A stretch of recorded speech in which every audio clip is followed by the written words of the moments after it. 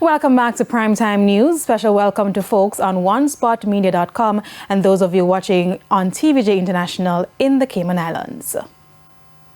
We begin this evening with news of the multi-billion-dollar debt write-off set to take effect for tens of thousands of National Water Commission customers.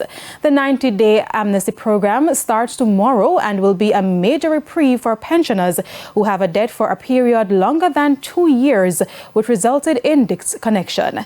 The relief program will see the National Water Commission reconnecting the service and write off the debt for thousands of account holders. Now, Prime Minister Andrew Holness, in lauding the initiative, explained how other Jamaicans could benefit from the program. For all other customers who have been disconnected for a period longer than 6 months, your government is prepared to write off 50% of the amount owing. We will go further and allow for a payment plan of 12 months on the balance of the debt. According to the government, the potential benefit to the qualified account holders exceeds 34 billion Jamaican dollars. Persons who qualify are being strongly advised to contact the toll-free number 888-225-5692 and make an appointment with the NWC.